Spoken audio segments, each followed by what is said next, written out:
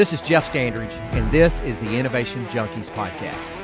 If you want to drastically improve your business, learn proven growth strategies, and generate sustained results for your organization, you've come to the right place. Over the next half hour, we're going to be sharing specific strategies, tactics, and tips that you can use to grow your business, no matter the size, no matter the industry, and no matter the geography. Weekly, we'll bring in a top mover and shaker, someone who's done something unbelievable with his or her business, and we'll dig deep. We'll uncover specific strategies, tactics, and tools that they've used to help you achieve your business goals. Welcome to the Innovation Junkies podcast.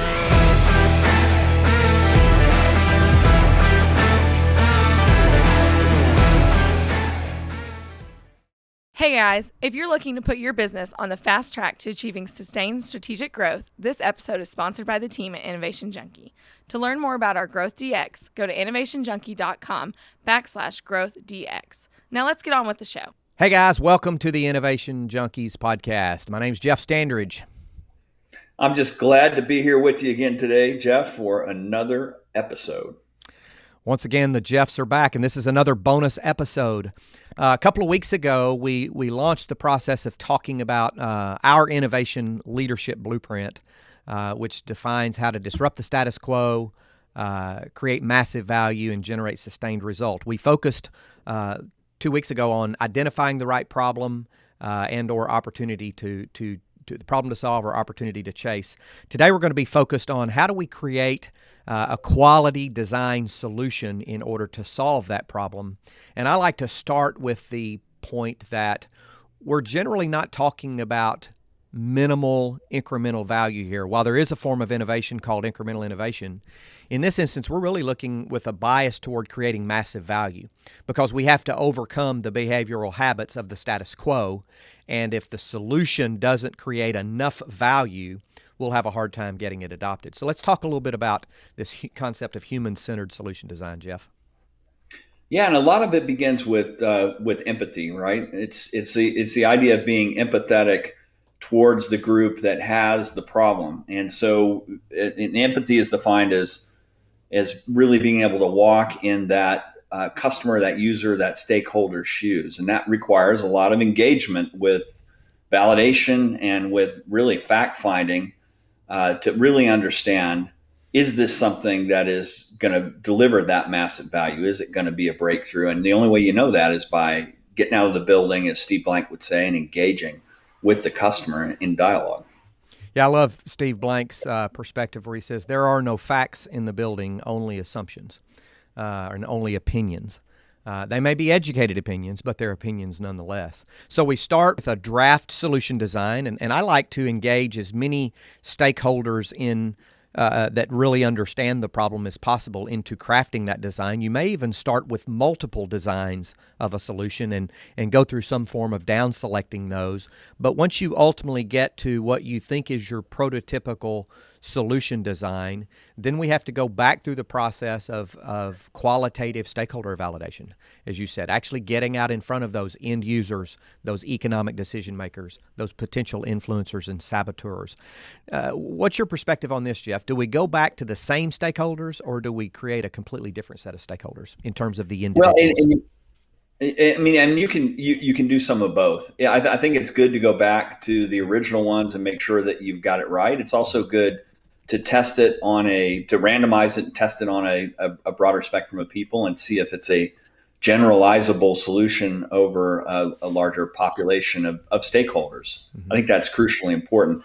And the other thing I would say about that is it's important, particularly if you're talking about something in the enterprise context, to describe the solution in terms of features and functions, but not to forget that typically stakeholders are going to be interested in benefits. Mm-hmm. So some of the language you use has to be in terms of the economic benefit, the benefit to whatever group it is that you're trying to solve the problem for. So I think that's the other key part. Sometimes we get locked into description and features. We've also got to bring forth the benefits. Yeah, I often talk about the real win-worth test, right? Is it real? Can we win? And is it worth the effort? And that's really what the economic decision makers are actually all the stakeholders are looking to answer in their own ways. As end users, being real, win, and worth the effort is, does it change my workflow in a positive manner? Does it make me more effective, more productive, result in less wasted time, et cetera? For the economic decision maker, it's really more about the financial impact or the technical impact if it's a technical decision maker. So is it real? Can we win? Is it worth the effort? We're really looking for that sweet spot in the Venn diagram of technical people in business. And what I like to say is it technically feasible? The solution we've designed, is it technically feasible? Will that solution impact enough people to be worth the effort business-wise? Or in the form of a startup, will enough people buy it at the price point required for it to be worth the effort to produce a profitable ongoing business? That's the sweet spot that we're looking for.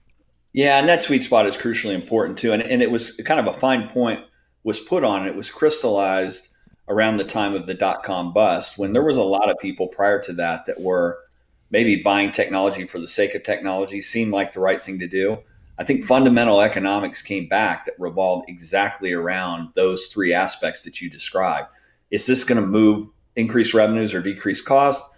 Is it going to have a tangible impact on the audience that we're going to try to get to? And is it something we can achieve? So I think it seems simple and obvious, but it isn't so obvious to everyone. And it's important to stay focused on those pieces for sure.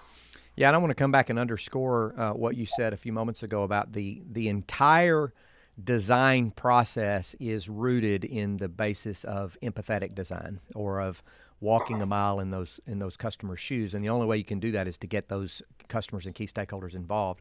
So just like when the evidence pointed to the contrary, when we were trying to validate our problem statement, we had to pivot that problem statement. In this instance, we start with a solution design that's been perhaps multi-sourced and ultimately down-selected, and we begin that process of validation. We have to be willing to reiterate that solution, to redesign that solution, to tweak that solution based upon the feedback that we get from those stakeholders.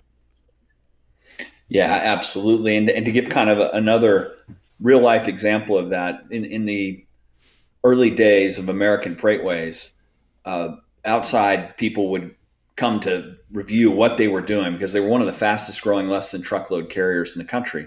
And the observation was the information technology people, they couldn't tell the difference between them and operations or any other functional area. And it was because those solution providers, the classic solution providers in IT, were riding along with the drivers. They were working on the crosstalks.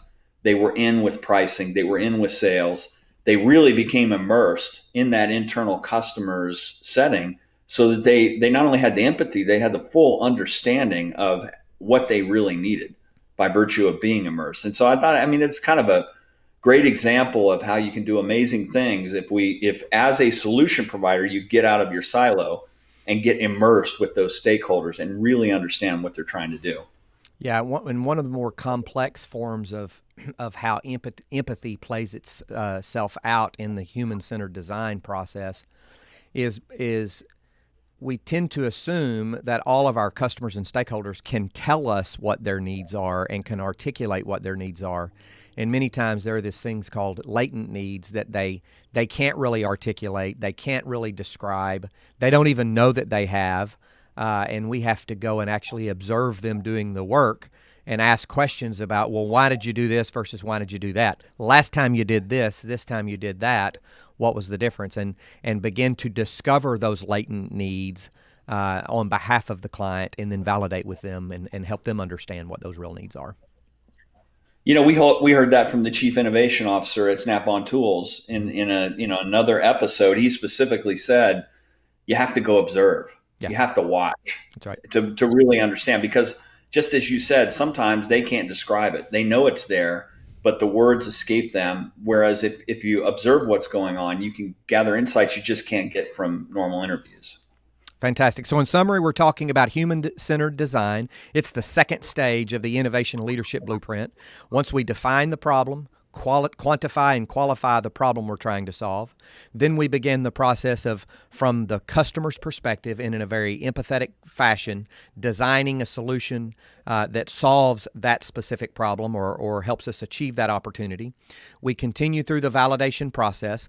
We enter into the entire design process from this perspective of adding massive value over the status quo today. We're constantly looking to answer the questions. Is it real? Can we win? Is it worth the effort? Is it technically feasible?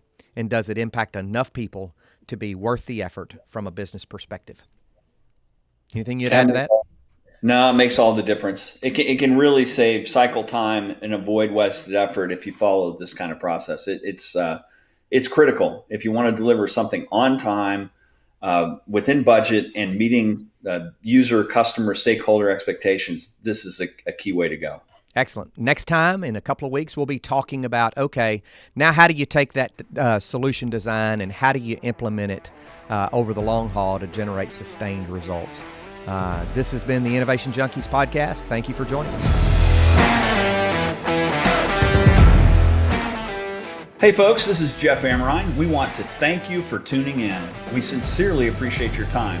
If you're enjoying the Innovation Junkies podcast, please do us a huge favor.